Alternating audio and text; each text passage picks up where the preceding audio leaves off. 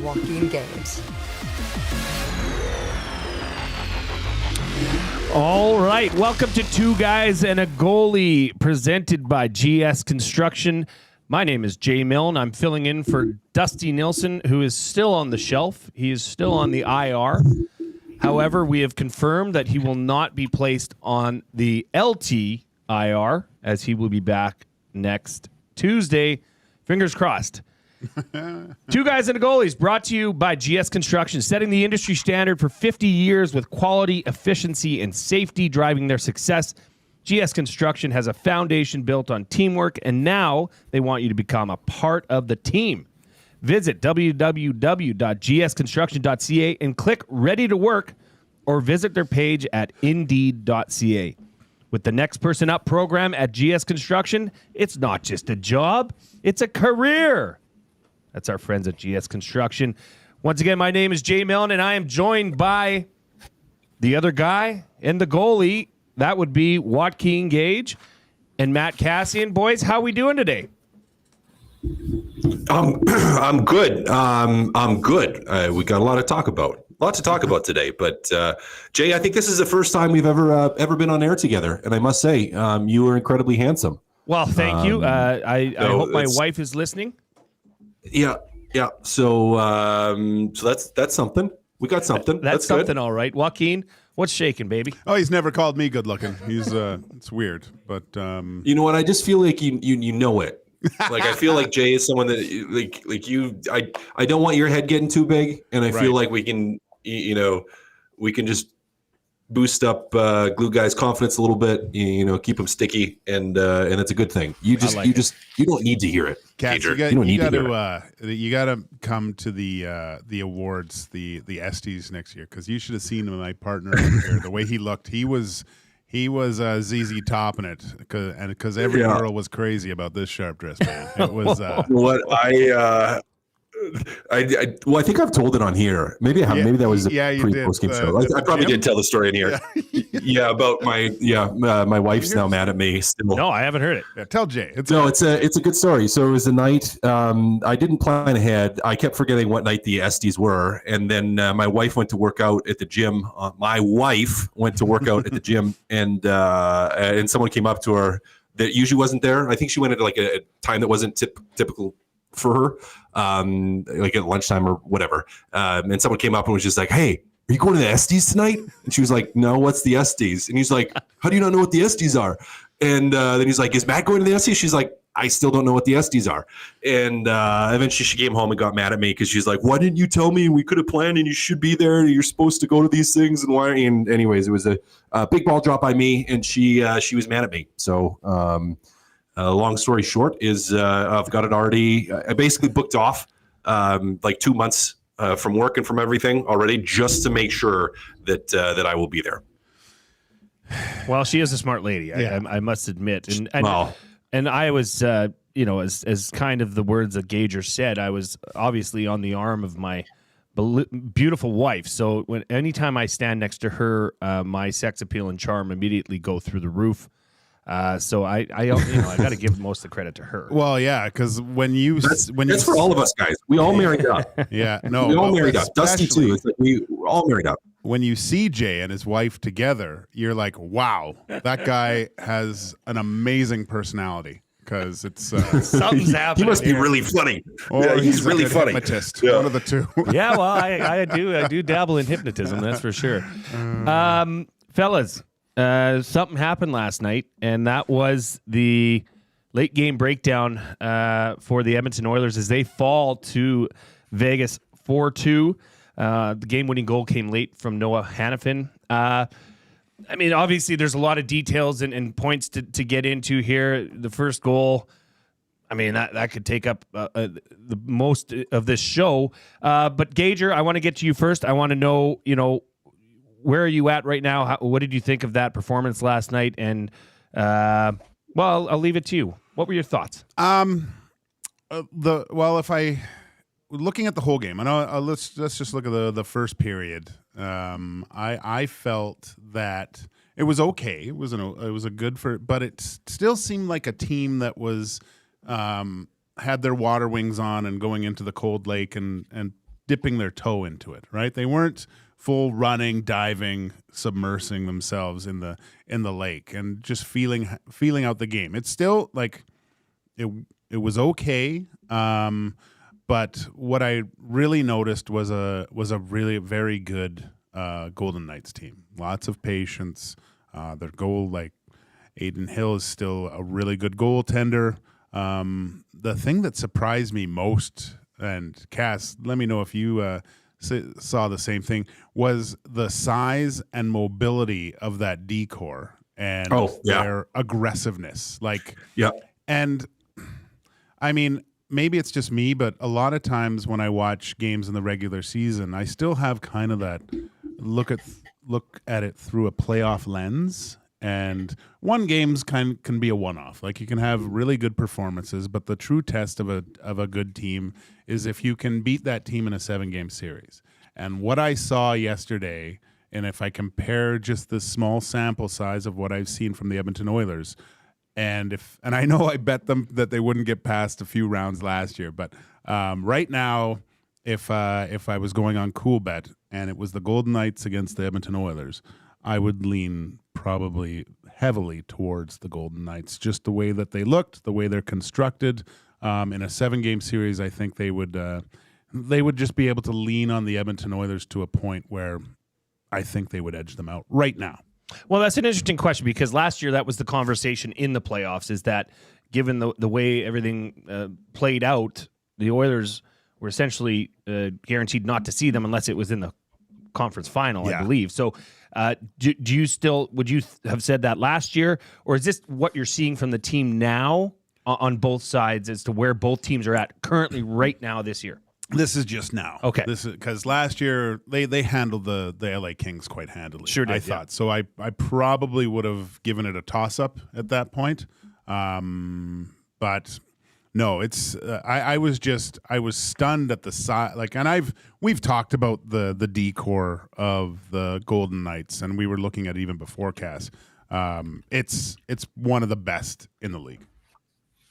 Oh yeah, no, they're fantastic. And as you said, big and mobile. I mean, like, you just look at some of the names. Like, I'm just gonna go through and give their heights and weights here. So Hagee, 6'6", 245. Hanifin, 6'3", 206. Hutton, 6'3", 209. Korzak, 6'3", 205. McNabb, 6'4", 215. Petrangelo, 6'3", 215. Theodore, 6'2", 197. And White Cloud, 6'2", 210. And that's 8 guys on their roster right now on the D, and it's like not one guy under 6'1", not one guy under 6'2", and Theodore maybe shade under 200. I'm sure if he ate a big meal, maybe he hops up on over there, and sometimes they inflate those a little bit. But the reality is this is a big group that skates really well, and as you said, Gage, are one of the best defensive cores in the league.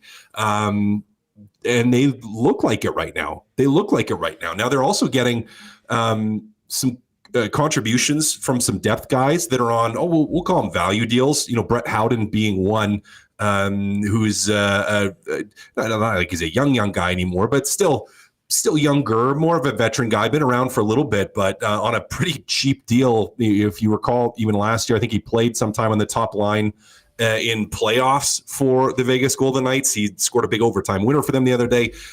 They have guys up and down the lineup that can play, and they have size in that forward group too. Like, this is a big Vegas Golden Knights team that skates very quickly. That defensive core looked great yesterday. Edmonton didn't really get a lot, and even if you look at the Hyman goal, I mean, it took a funny bounce to get that, but it's not like Edmonton was generating a plethora of chances. Not that they have managed to score when they've had chances this year, and Podkolzin with another miss on a what should have been goal. But Gager, you were absolutely right. Like, this D for the Vegas Golden Knights is good, and right now, if playoffs were to start today, Edmonton makes the playoffs and it starts today, you probably have to look at Vegas and say, oh, right now, they've probably got to take them in a 7-game series. And it's the end of we're starting. It's the first week of November too, right? You got to realize the season is not even a month old, basically. But there's a lot of room to grow. I usually wait.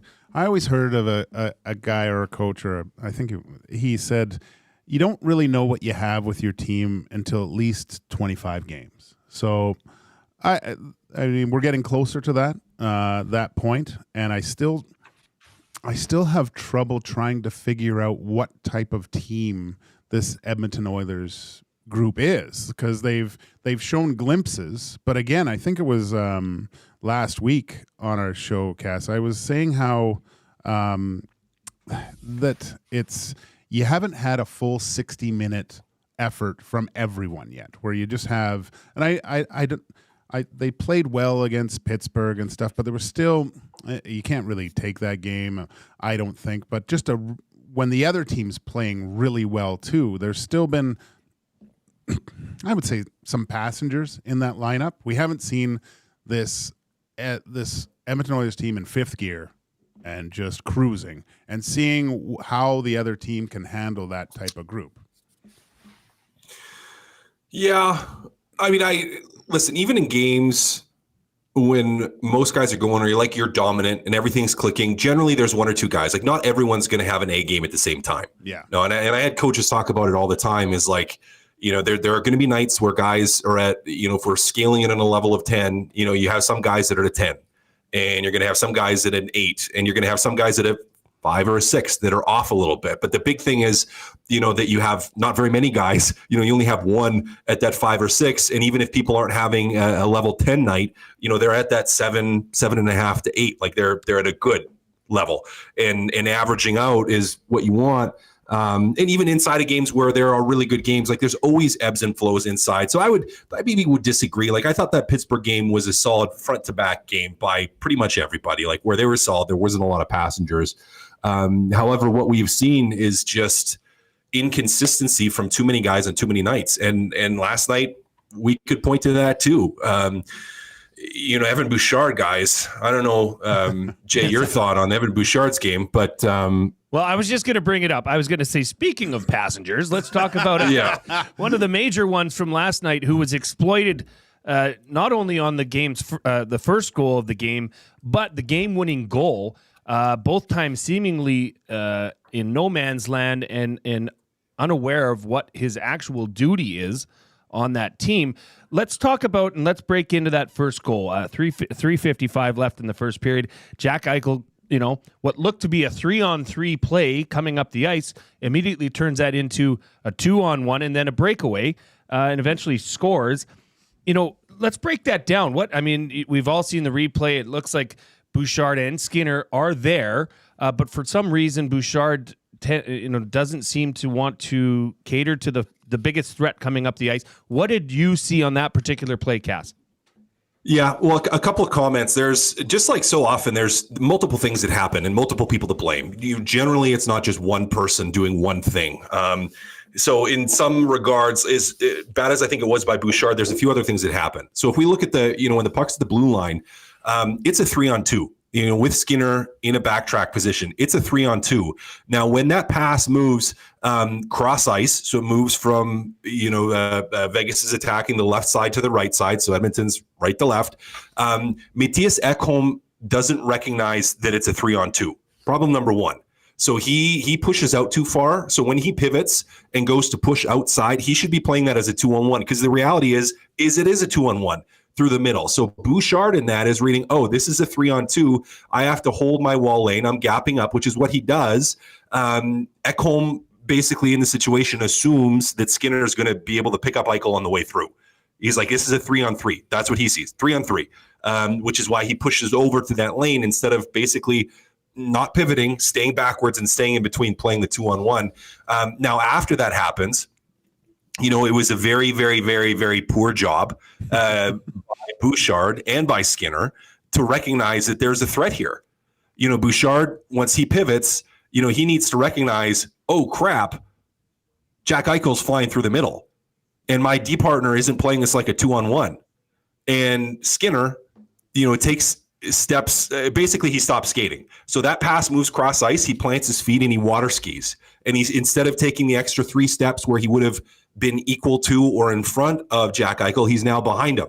And so basically, you had, again, if I'm going to go through sequence of events, cross ice pass in a 3-on-2. Ekholm doesn't recognize it's a 3-on-2. Bouchard doesn't recognize danger. Skinner doesn't recognize danger. And then they just coast back. And I think, what looks worse for Bouchard is he knows he's not going to catch him, but he doesn't take another step. So it just looks even worse. But terrible look, yeah. So the look is worse, I think, than they play in actuality, because technically his guy's the wall guy. And Ekholm should be playing that in a 2-on-1.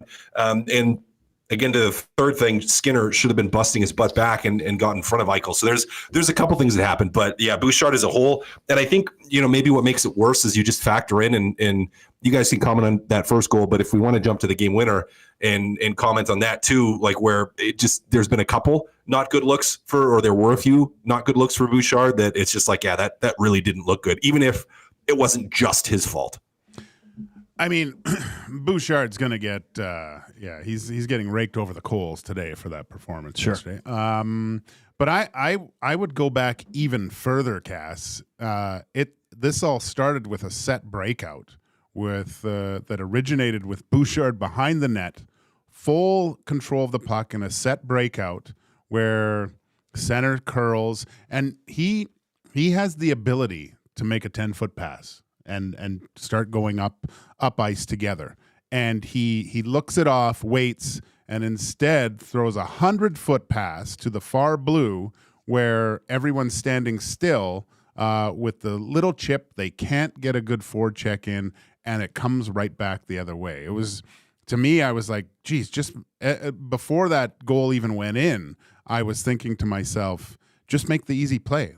You go up. You can, if anything, it bounces back to you, and you can go up as a group. I think that we talked about last year how the connection between Oilers forwards and their defensemen was a little bit disjointed, especially on their breakouts. I mean, you can always go back tons of steps to see mistakes, obviously, but I think right there, 3 minutes left to go in the period.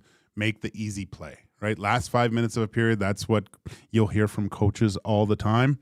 And looking to hit that home run just didn't work out.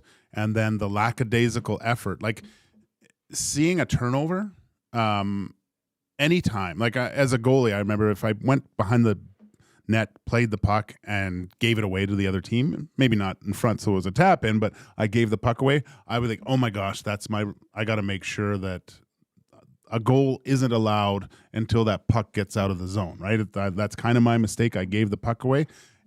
You think that most players, when they do, I have a turnover there, I've given the puck away, I got to make sure that no one scores here and we get the puck back. And just to see that type of effort up the ice, completely disengaged Evan Bouchard last night, and it was tough to watch, man. It was really, really tough to watch. Well, I think, in what you said at the start and kind of the general sentiment here is there's really no consistency from this squad night in, night out. And you look at those two plays that we just broke down and talked about. I mean, I'll ask it, two former players that played professional hockey at the highest level you can. It seems to me as a non-hockey guy that there's no communication in these situations, which, I mean, from a football point of view, you're yapping, you're talking the whole play. Hey, go, here. You're chirping each other, telling each other what's coming. It seemed like on that first goal with Bouchard and Skinner, it was almost a test of, well, who's going to take that or who's going to talk? Am I missing something? Or Cass, what are your thoughts? Do you feel that there's a lack of communication from this team?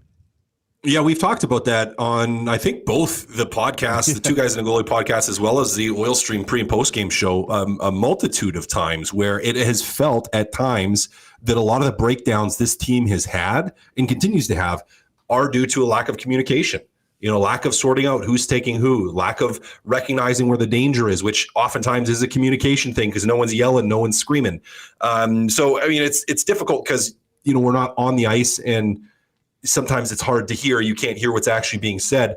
But it would appear that there is a communication issue, that they haven't figured out how to sort things out. They haven't. Now you could point to, well, that's still some new guys and some comfort and a few other things, but I don't necessarily buy that because it's like you've had more than 10 games now. You should have figured out how to talk on the ice and got used to each other a little bit. So, yeah, I would just agree with you that communication seems to be a problem. It's a massive problem. And it's like the delegation of duties, like, oh, you go, oh, I go. Like there's just it all gets cleared up if one guy goes, I got him, So, okay, he's got him. Where's my guy? Or where should I be?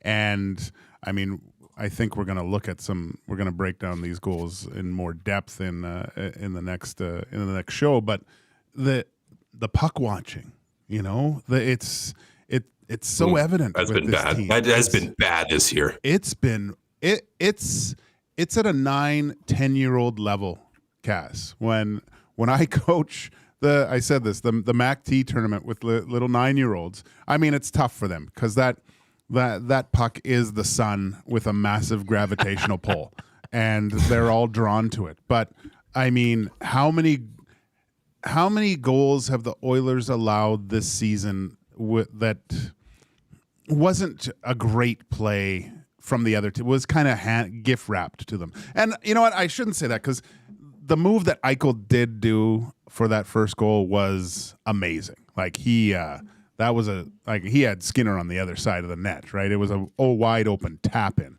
but just so there are some good plays to finish these things off. But yeah, the head movement, how many times have players come off the bench and there's no recognition of who's got who, where's this guy going?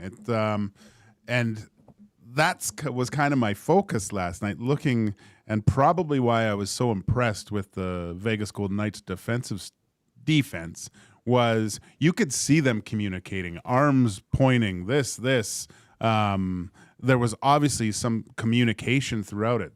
When on a change, they were switching properly, and you just haven't seen that from a defensive structure in the Oilers' own zone, and it's frustrating because you've seen it before. Well, and that's then that begs me to ask this next question, Cass, is that something you can fix through film? Is this something that you fix through, I don't know, going to karaoke together and singing all night and hearing each other's voices? Like, how does this team fix this? Because it's clearly a problem, and it's clearly costing them on the ice. So how do you remedy that? Yeah, vocal lessons, or just like with kids, like no one's slapping their stick on the ice. You just all make them stand on the ice and yell, or maybe they stand on opposite sides of the rink and they have to yell fun facts about their friends or about their lives, and then everyone has to repeat it down at the other end. I don't know. I don't know. I mean, it's not briefs. Yeah, like I don't know. Like, it feels like the solution to that should just be so simple, isn't it? It's like talk. But how do you? I mean, it's not like you encourage it. You can talk about it. You can tell them that, but again, since we're not on the ice, it's hard to know what's actually saying. And with some of the moments, it's like, there's a communication, but then there's an execution issue or component to it as well. So it's multiple things. I don't know, guys, if there is an easy fix. Gage, or maybe you have an answer here, but I don't know if I have an easy answer. No, it's funny because I think about this a lot with younger coaches. And Cass, you've spent some time on the ice with young kids, but I believe it was someone from the Oil Kings who I was talking with, and his biggest challenge was trying to get guys to communicate on the ice, and especially with young people now, I don't want to say their skills of conversation aren't good.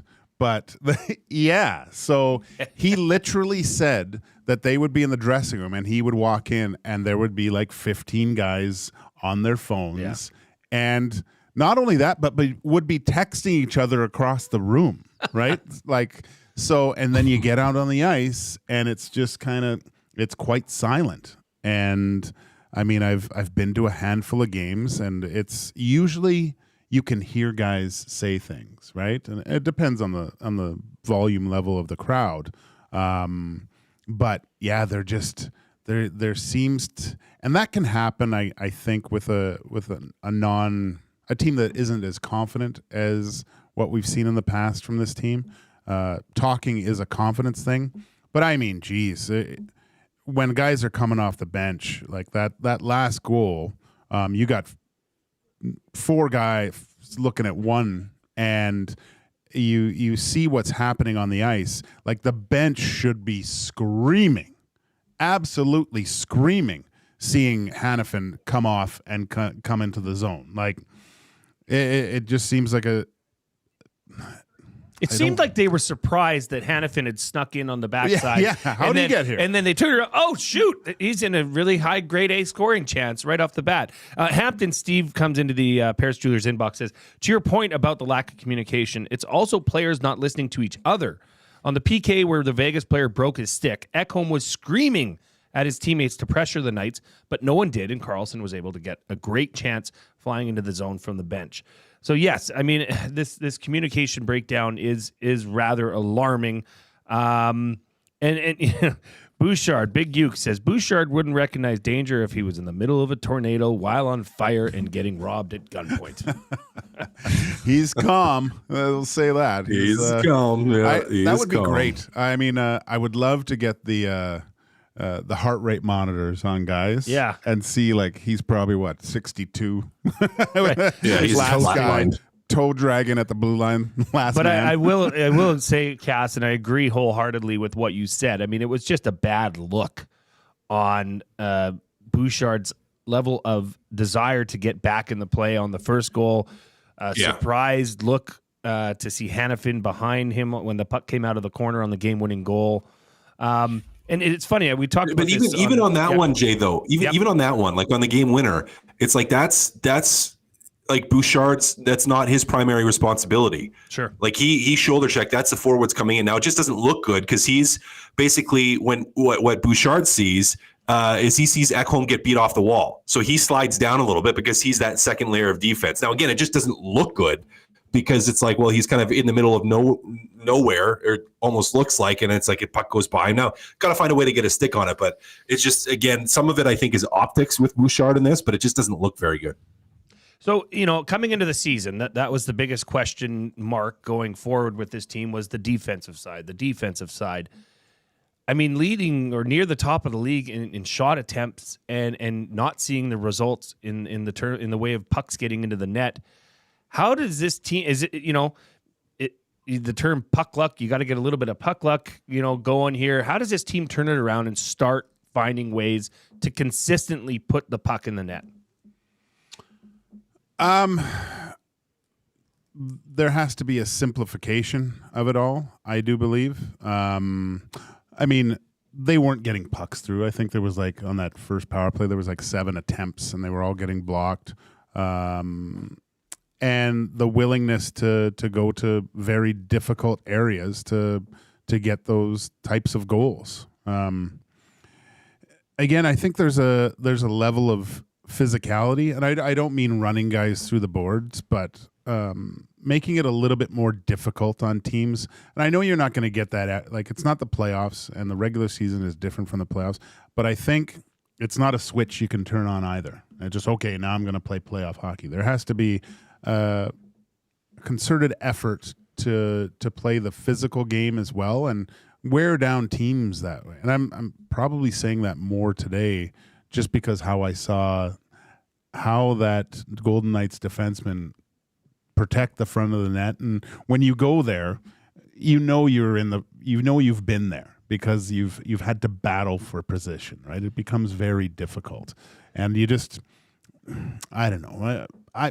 I felt that the Oilers weren't as physical in those hard areas around the ice to make it a little bit more difficult for for the Vegas Golden Knights. Well, Cass, let me ask you this. Last night the shots were blocked, were 14 for Vegas, 8 for Edmonton. Is the book out on the Oilers? I mean, Bouchard was trying to shoot early in the game. I think he had 3 shots in his first 2 shifts. A lot of them not getting through. Is that something a team can game plan and try to take away? Because obviously they've had success with Bouchard shooting from the point, but is the book out kind of on how to limit their chances? Well, I think if I was going to say the book out on trying to limit their chances is really focusing on just getting to the middle of the ice. I mean, that's what most teams do against Edmonton, maybe collapse in a little bit more, because Edmonton, if I was going to look at something that offensively they struggle with at times, is getting bodies to the middle and bodies through there, right? Because it's like, well, you're not going to get shots through when everyone just kind of collapses to the front. And when Edmonton has 4 or 5 guys just all around the perimeter, sometimes it looks really pretty because they have control, but they just pass around the outside. And there's not an opportunity there, and that everyone just kind of collapses in. Now, that being said, as a whole, and if we look at shooting percentages and historical shooting percentages for the Edmonton Oilers, I mean, theirs is abysmally low right now. And again, I know I comment all the time about how I hate analytics as a predictor, and I do, but sometimes they're a helpful descriptor to help us understand what happened. And for the Edmonton Oilers, it's like, well, their shooting percentage is horrible right now. They can't find a way to score goals. And to go back to the Podkolzin post opportunity in the third, it's like, well, that should have been a goal. You had another chance at a goal. You didn't score a goal on an open net. And so I don't know. I guess to go back to your original question, and now that I deviated it and went on a tangent, is that I don't think the book is out on the Edmonton Oilers offensively. I think the Edmonton Oilers just haven't executed. They haven't bared down on their chances, and they got to find a way to put the puck in the net, and they just haven't so far. And that's Evan Bouchard to Ryan Nugent-Hopkins to Zach Hyman's finally started to turn around, although it took a little bit of a lucky bounce yesterday. But just from a majority standpoint, they just can't seem to put the puck in the back of the net. And I don't think you game plan around that as another team. It's just collapse in the middle. They'll play around the outside, and then we'll be okay. Well, let's look forward here, because now that the next team that stands in their way is the 6-2-3 Vancouver Canucks, who they will be facing out in Vancouver on Saturday night. Is this now a question, Gage, of what team shows up that night? Yeah. It's going to be another opportunity to a measuring stick. Like, this was last night's game is kind of okay. Where are we? Looking at the Knights, they're in first place in the Pacific. A good way to gauge where you're at as a team, how competitive we are. And they're right there, right? It's not, it's just like they're in a sports car and they just need to tweak some things, right? To get it proper. I think you'll see a really good effort from the Oilers in this game. I think they'll win this one just because of the way that this ended. And there has to be meetings in that dressing room right now going over these types of things. And as a player, you're like, we're right there. Like, guys, this is ridiculous. We can't keep essentially shooting ourselves in the foot. They're allowing other teams to win over, hockey's a game of mistakes, but the mistakes that they're making are uncharacteristic of a team that I think you would see at the top of the division, or a team that went to the Stanley Cup finals last year. Cass, what are your thoughts on what team shows up on Saturday night? Hard to say, isn't it? We talked about the consistency, so who knows? Who knows at this point what team we see? Now, I hope they look at this game and the disappointment of it, losing it in the last minute, having a lead in the third, giving up the lead in the third and losing, not getting even a point out of it. I think I would hope that there would be some desperation there, that there'd be some urgency in that game, being that it's another division game and you need to get division points. Yeah, guys, I don't know. I don't know what team's going to show up. I hope it's the desperate, high-tempo, high-octane team that we love when they're playing well. But, guys, it's too inconsistent right now to have any real barometer. let me ask you this, guys, about and you can say I'm out to lunch. I've got a tinfoil hat on. You can call me whatever name. We're you going want. for lunch? Sure, I'd love to. What are you buying? But this lack of communication. I mean, you look at the head coach, Chris Knobloch, a very strong, silent type. He's not a very talkative fella. He doesn't seem to be on the bench always communicating with the players. Is there any correlation between that and the lack of communication on ice, or is that just trying too hard to make a correlation here? Cass? I think you're trying too hard to make a correlation. I don't think that. I mean, we don't know what the amount of talk behind the room. I mean, there's lots of coaches, and we'll call it some modern coaching theory. And to an extent, I get it. Where it's like, I mean, you could be up there yelling and screaming all game, but what's that going to do, right? Like, sure, you can make minor adjustments and kind of have little chats with guys on the bench, but your bigger stuff is going to be in between periods and at practice and before games. Like that's when that's happening. So I don't know. I think that's too much to try to lean into that, in my opinion. It's an arrow in the quiver. If used too long, it's going to miss the target. Sure. Essentially, right? Like, yeah. There's nice analogy, Gager. Arrow in the quiver. I know, yeah. Wow. What's in this? Yeah. Give me a sip. No,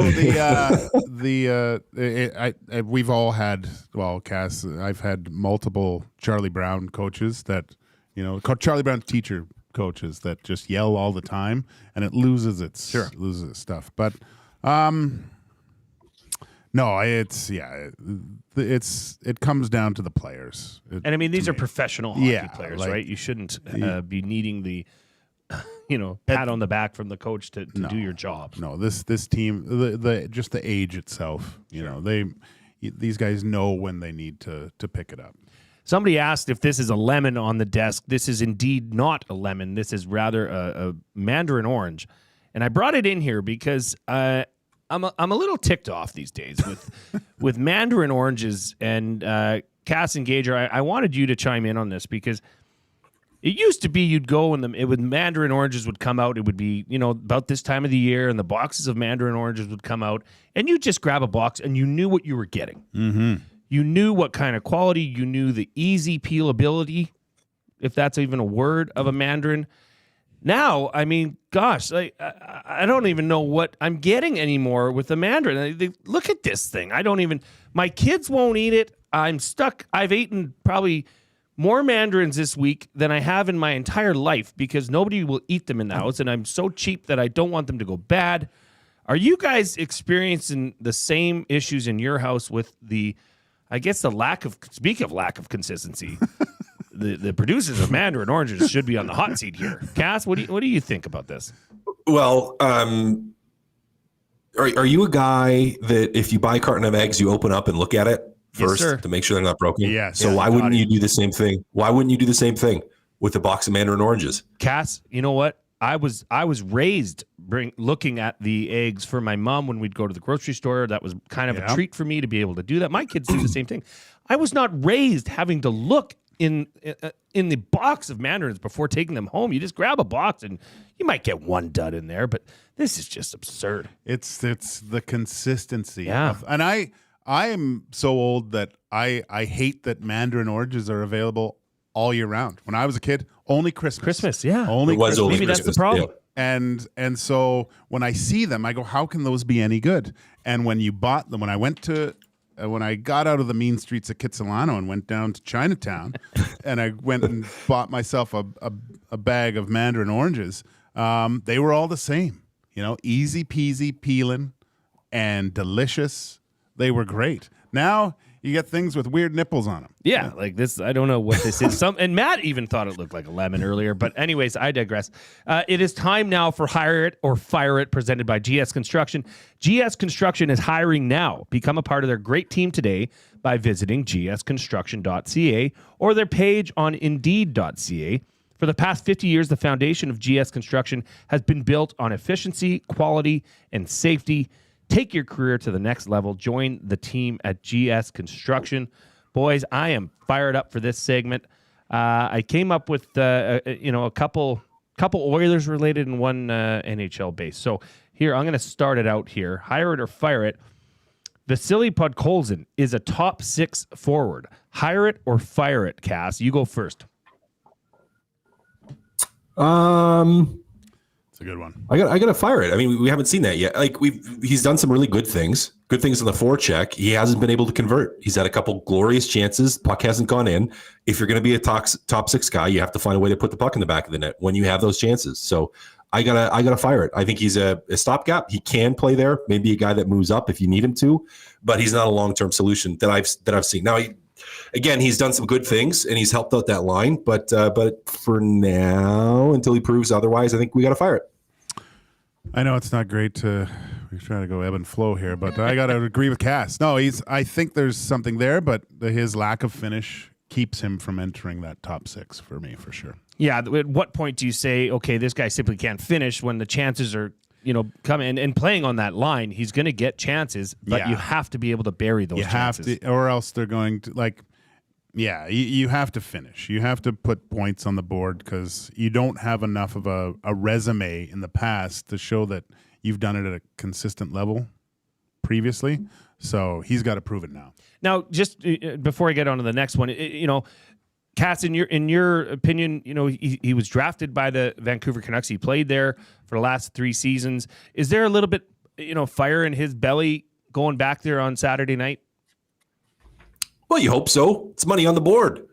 Money on the board, right? Yeah. So you hope so. I mean, oftentimes for most guys, the same. You want to beat old teams. You want to win. You want to play well. You want to stick it to them as much as you can. So hopefully there's a little bit more fire there.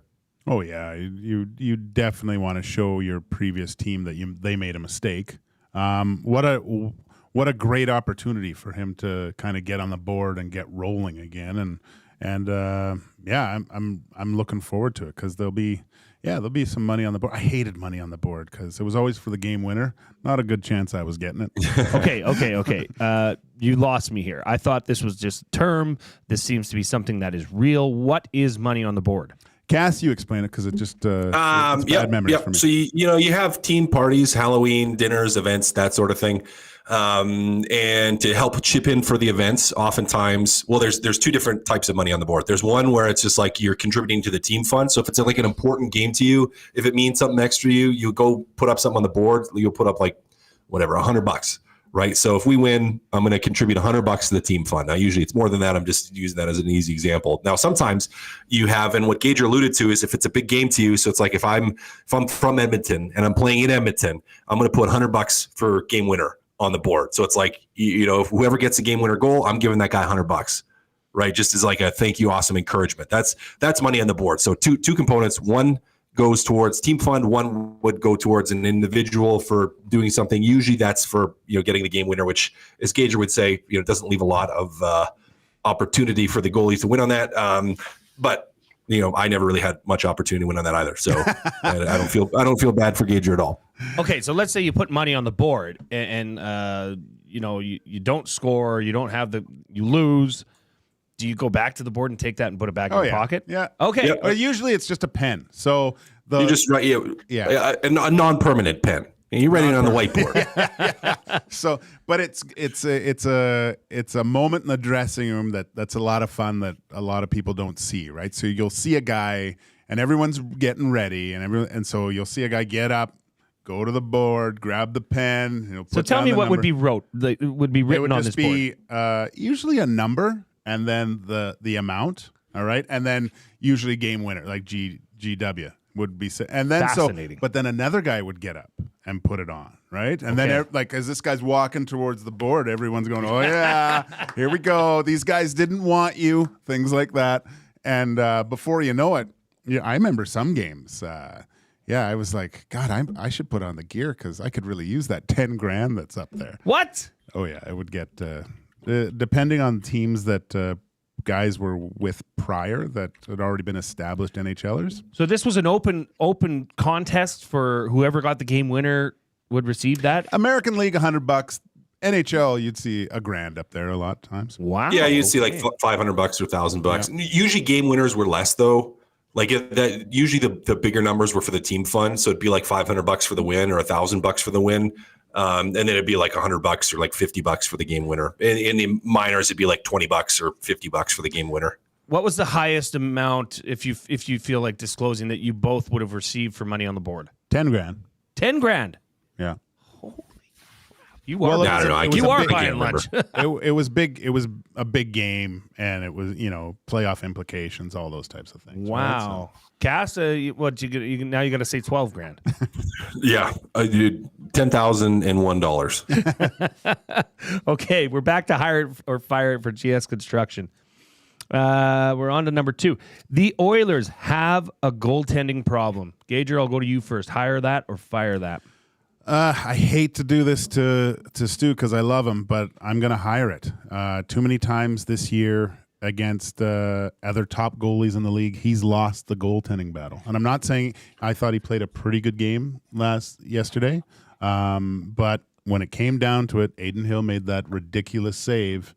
And when Edmonton needed a big one at the end of the game on Hannafin, it snuck by him. So too many times he's losing the goaltending battle against the other guy. Cass, what say you? I'm going to fire it, and people that usually get mad at me for saying things like this will get mad at me, and I don't care. That's fine. Be mad. No, they don't. I mean, like, they haven't. There's been many games where the Oilers goaltenders, both Pickard and Skinner, have been hung out to dry, where they haven't got run support. I mean, the Oilers are like, how many games have they only scored 2 goals in or less this year? Like, almost all of them. It feels like they haven't provided run support. They haven't provided in-zone support. The breakdowns, as we already talked about today, for some of the Vegas goals have been horrible. And so it's like, well, yeah, okay, we want that acrobatic, unbelievable save to win the hockey game. But it's like they're being put in that position where they have to make that save, right? Like where you're forced to make unbelievable saves to have a chance at winning a hockey game. And that shouldn't be the case. It shouldn't be the case. So I got to fire it. So you're of the belief that, this is a player breakdown in front of the goaltender that is leading to these opportunities and these goals. Absolutely. And, is that also, Gage, you're the goalie here. Is that also something where there could potentially be a communication breakdown in front of the net from Stu? Most goalies are quite vocal because we're kind of essentially we can see the ice, especially when our D-men are retreating, bringing up pucks. You have a good view. That's what we're such good analysts because we clearly. But no, I don't think so. But then again, there are times when I can see them out of sync is when Skinner goes in and behind the net to play the puck, right? So there, I think some of the communication isn't proper because you see them kind of in between. Oh, am I getting back? Am I playing? Like, play it or leave it is how I said to my D-men a lot of the times. If I saw something that they didn't, obviously I might make or call an audible in that case. But I would rather them. I would try to set it up perfectly for them to hit on their forehand so they could come out either way wherever I position the puck. But if you tell me what you want, play it or leave it right away. And if I hear that, we can go. Okay, on to statement number 3 for hire it or fire it for GS Construction. The Winnipeg Jets are the real deal and will finish first in the Western Conference. Cass, hire it or fire it? That and is the tricky one because are they the real deal? Yes. Do I think they're going to finish first in the West?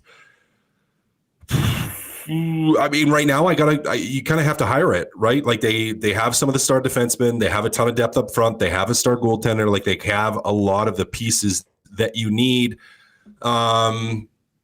Multiple lines with, we'll call them stars that can score. So yeah, I guess I got to hire it, guys. I guess I got to hire it right now. Gager? Yeah, they've all the pieces fit into that puzzle right now. They're 6-0 on the road. And as Cass mentioned, their D, their goalie, Kyle Connor is arguably he's a stud. One of the I don't know where you actually slot him into goal scorers in the NHL. I mean, you could look over the past few seasons, but this guy snipes, and it's nasty what he can do. Well, and you look at this team, their goal differential is amazing. Plus 32 through 13 games. I mean, you look at the Oilers, they're minus 12 through 14 games. So Is this just a matter of, because I'm seeing in the nasty chat, fire it. Winnipeg always starts well, but collapses later on.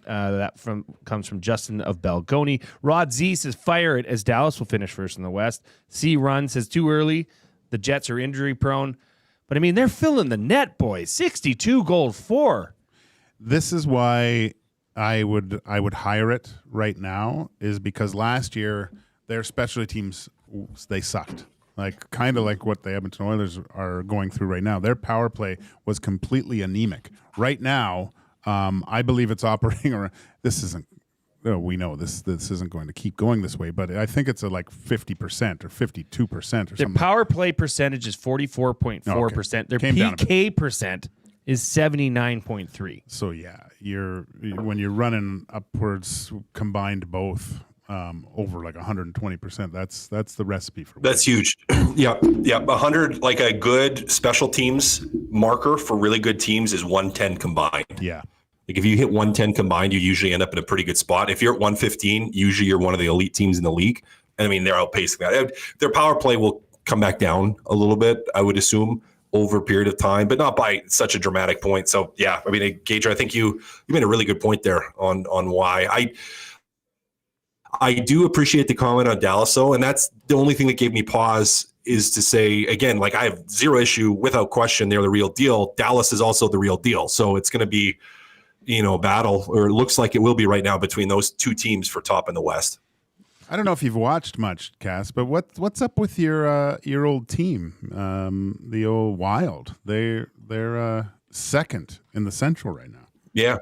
Well, you and Dusty hate Kaprizov's guts, but he's having a heart level season, which is why I had him way higher than both of you on my top players list. I mean, he's I don't want to say he's single-handedly propelling them there, but they have I would say the Wild have one of those. I think their defensive core is underrated. And if you look at last year, my little buddy, Little Spurge. And the only reason I call him Little Spurge is because there's also a Big Spurge. So there's Big Spurge and Little Spurge. Is that, losing him for a significant amount of the season last year to injury, right, I think really impacted them and thoroughly impacted them down the stretch run. And with having him back, it just kind of stabilized back there. And they have some good young players. And then Kaprizov up front is doing a lot right now, where he's just having, again, if I had a vote in the, and we had to vote today for the Hart Trophy winner, I mean, Kaprizov gets my number one.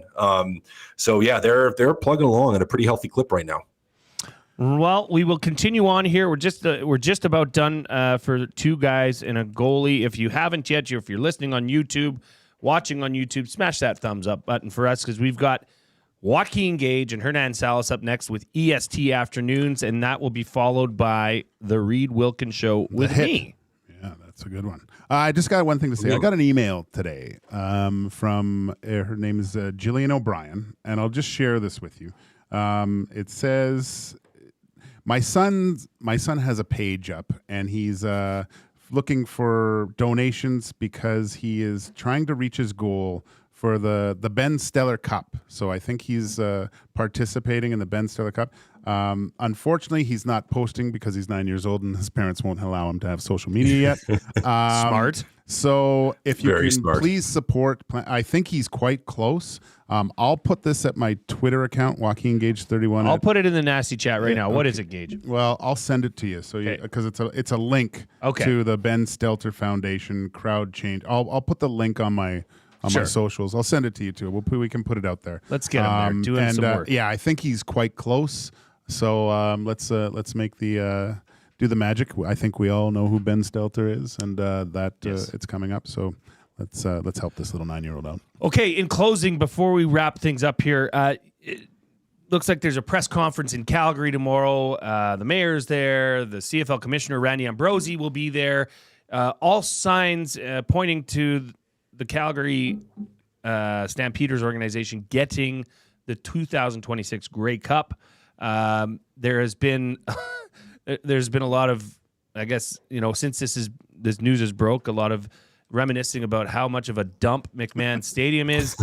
Speaking of dump stadiums, Cass, your all-time worst stadium professionally that you ever had to play in?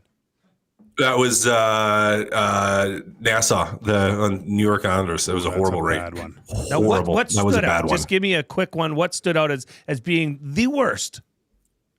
The toilet was basically in the dressing room. Number one. Number two, your area like to change like out of your street clothes was the size of a small closet. And I'm maybe even being generous. Like it was like a 3 feet by 4 feet area where everyone had to go in to change. It was dark. I actually played well there for whatever reason. I generally played well there, but it was dark. You didn't really have an area like to play sewer ball, like to do your warm up. It's just kind of out and there's people just everywhere. Like there was no additional space. Normally, most rinks have to have a little separate area, like where guys would, if you have weights or stuff to work out, if it's a practice day and that sort of thing, you didn't have any area there. Like it was just everything about that rink was bad at that point. Like it just was not a good place to play. Well, I get the sense, Gage, you share that sentiment as well. Oh, well, I was going to go a little different route just because I've played in more rinks than probably anyone on the planet. So, and it's only because of a certain situation. But the old rink in Mannheim, Germany, we were right above the visiting dressing room was right above the men's urinals, and for one game they decided to break, so we came in after the first period, and it was like an ammonia factory in there. No. And where guys were it's pretty funny when guys' gag reflexes kick in, and nothing funnier than seeing 20 guys' gag reflexes go. And that stuff spreads too. That's the thing. Like that spreads. Yeah. Like one guy starts and then everyone else is like, whoo.